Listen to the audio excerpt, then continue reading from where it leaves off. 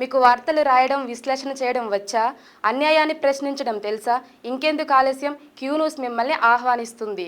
Queue న్యూస్లో పనిచేయటకు అనుభవం గల కంటెంట్ రైటర్స్ కావాలను. సంప్రదించవలసిన నెంబర్లు 8688926084. ఇక్కడ డిఎస్సికి సంబంధించి తర్వాత గ్రూప్ 2కి సంబంధించి 100% ప్రభుత్వము సానుకూలమైనటువంటి నిర్ణయం తీసుకోవాలి. గతంలో వైఎస్ రాజశేఖర రెడ్డి ముఖ్యమంత్రిగా ఉన్నప్పుడు అక్కడ మెగా డిఎస్సి వేసి 50,000 ఉద్యోగాలు 50,000 ఉపాధ్యాయ పోస్టులు నింపుతామని చెప్పేసి ప్రకటించినప్పుడు కూడా దగ్గరకు వచ్చిన తర్వాత ఆ నోటిఫికేషన్కి సంబంధించి పోస్ట్పోన్ చేయడం జరిగింది. తర్వాత ఇచ్చినటువంటి నోటిఫికేషన్లో నాకు తెలిసి 2008 ఇప్పుడు అనుకుంటా ఒకసారి అప్పుడు కూడా అది 2008 2012 ఆ టైంలో అనుకుంటా అప్పుడు కూడా వర్షం వస్తుందనేటువంటి ఉద్దేశంతో వర్షం బాగా వస్తూ ఉంది. తర్వాత ఇప్పుడు డిఎస్సి పరీక్షలు నిర్వహిస్తామన్నాం కాబట్టి ఆ ఉద్దేశంతో కూడా పోస్ట్పోన్ చేసినటువంటి పరిస్థితులు గతంలో ఉన్నాయి. కాబట్టి దయచేసి ప్రభుత్వం ఈ విషయం పైన సానుకూలమైనటువంటి నిర్ణయం తీసుకుంటే బాగుంటుంది. నిరుద్యోగులు నిజంగా వాళ్ళు బాధపడతా ఉన్నారు. ఎవడికో మంచి జరగాల్సిన అవసరం కూడా లేదు. ఒకవేళ మీరు ఇట్లనే కొనసాగిస్తే మాత్రం ప్రభుత్వం ఇదే తీరుని కొనసాగిస్తే మాత్రం 100% ప్రభుత్వానికి దెబ్బ పడుతుంది. ప్రభుత్వానికి వ్యతిరేకత పెరిగేటువంటి ప్రమాదం ఉంటుంది.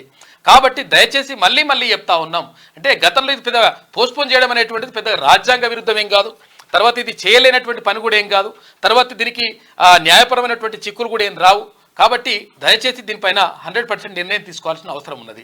ఇక తర్వాత ఇక్కడ గ్రూప్ 1కి సంబంధించి కూడా 1:100 తీసుకోవాలంటున్నారు. కాకపోతే ఏంటంటే నోటిఫికేషన్లో మేము 1:50 పేర్కొన్నాం కాబట్టి ఒకవేళ 100 అంటే మళ్ళీ న్యాయపరమైనటువంటి చిక్కులు వస్తాయి అంటా ఉన్నారు.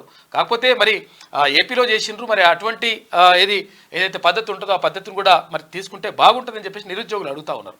కాబట్టి నేను ఏమంటున్నానంటే అసలు యాక్చువల్గా బీఆర్ఎస్కి ఎటువంటి ఆధారం లేకుండా ఎటువంటి పోరాటం చేయడానికి కానీ మన్ను చేయడానికి ఏం లేకుంటే ఒకవేళ ఇప్పుడు మీరే ఇట్లా మొండి వైఖరి అవలంబించడం వల్ల మీరే వాళ్ళకి ఆయుధం ఇస్తున్నట్లు అవుతా ఉంది. కాబట్టి దీనిపైన సానుకూల నిర్ణయం అంటే ఇప్పుడు మనం మంచి సూచనలు చేస్తున్నప్పుడు తీసుకుంటే మంచిగా ఉంటుంది. దయచేసి దీనిపైన నిర్ణయం తీసుకోవాలి. లేకపోతే ఇప్పుడు ఏమవుతుంది, ఇప్పుడు కేటీ రామారావు ఏం చేసినట్ట నిన్న 126 మందిని ట్రైన్ ఎక్కించి పంపించిండు ఏసీ బోగిలల్లా. కొంతమందిని ఫ్లైట్ ఎక్కించి పంపించిండు. ఢిల్లీలో పోయి జంతర్ మంతర్ కాడ వీళ్ళు లొల్లి చేస్తారట. ఇప్పుడు ఉద్యోగాలు ఇయ్యనోడు పోయి వాడికి ఆడపోయి లొల్లి చేస్తుంటే మీరు ఉద్యోగాలు ఇచ్చిన వాళ్ళు బదనాం ఎందుకు కావాలని చెప్పేసి అడుగుతా ఉన్నాం.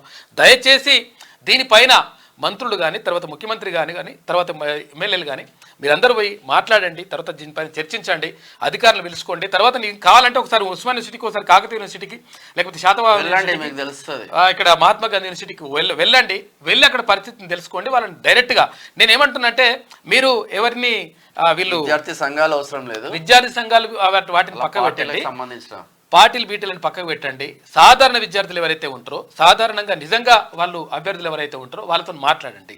కాబట్టి ఇప్పటికే మనము చాలా మందిని చూపించినాం.